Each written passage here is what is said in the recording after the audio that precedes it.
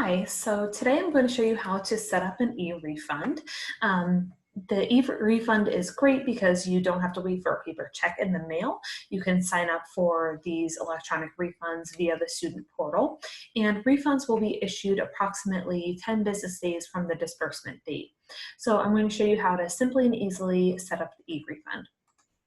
First, you're going to log in to the student portal using your login information, your username, password, and any security questions that you've set up. So I'm already logged in here using a test account. The top navigation bar is where we will be navigating to. We have our student tab at the top, and in the drop-down menu, we'll want to select student services. From here, we are going to focus on the My Account box, and we've got e-refund in the middle for me, so I'm going to select that.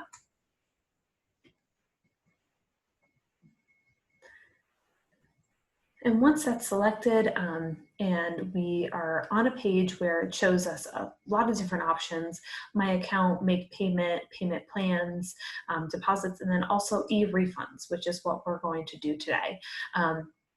You could also set up your profile through electronic refund here, but e-refund will always be at the top for you, so you can click on that.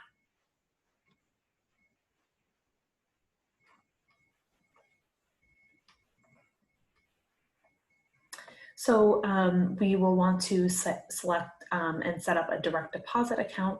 So we're going to click here, the green button to set up account. And you have to set up your two-step verification. So if you've already set it up, that is going to come to you via text message or email, whatever way you set it up. If you need to set it up, you can go ahead and do that now. I've already set mine up, so I'm just going to type in my code and hit verify. And here you will need to have some information handy, so make sure you have your routing number and bank account number. You first need to select the account type, checking or savings, and then you'll also need your billing information handy, so the name on the account, billing address, city, state, postal code, and then how you'd like to save this payment method. So I would recommend saving this as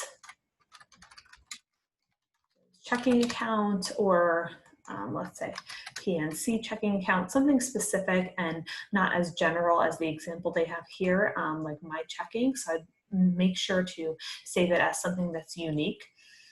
Again, your routing number and bank account number. Here's an example. So here's the routing number and account number. You won't need that check number, so you won't need to include that at all. It's just the routing and account number, so make sure you have that handy.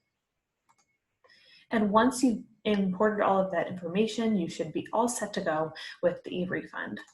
Of course, if you have any questions at all, you can always contact the Bursar's office, 570-408-4960, or email them at billing@wilkes.edu.